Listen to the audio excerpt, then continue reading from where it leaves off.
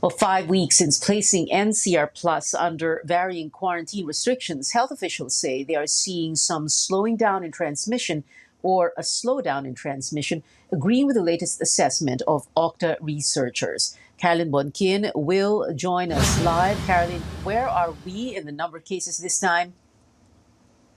We're seeing relatively fewer cases in the past 2 weeks, but obviously we're still far from our situation back at the beginning of the year. Health Undersecretary Maria Rosario Vergere admits that the change is still not significant. Now let's look at the numbers from the health department. Under the MECQ from April 18 to May 1, there's an average of 3,490 daily cases in the National Capital Region, where most of the new infections are coming from. That's over 1,000 cases less than average between April 4 to 17 at the height of the surge. But it's still far from the average 368 cases per day back in January 31 to February 6. Now, the attack rate or the number of individuals per 100,000 population getting COVID is now down to 25.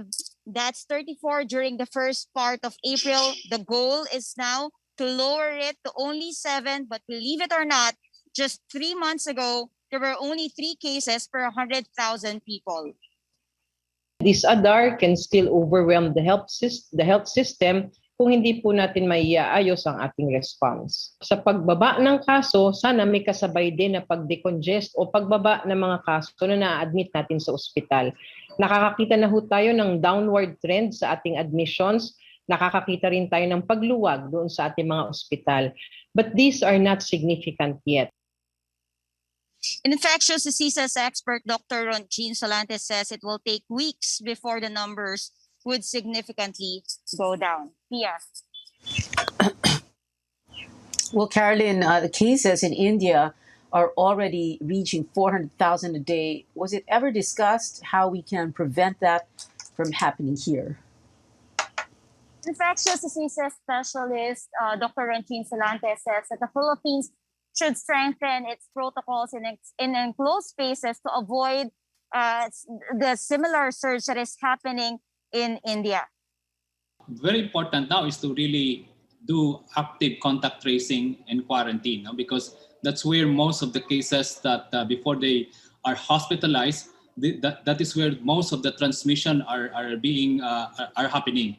Second, we need to implement fully the health protocols, especially ventilation of enclosed spaces, especially if we are going to open the malls or the other establishment.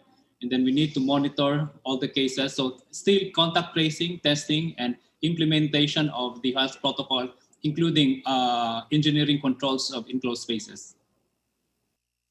Undersecretary Vergere said earlier that the Department of Trade and Industry, as well as the Labor Department, will be monitoring establishments before they can secure a safety seal. She emphasized that establishments should strictly follow the protocols, among them the number of individuals who will be allowed inside, as well as the ventilation system. If possible, open the windows and doors, or better yet, conduct business in an open space like outdoor dining. Yeah.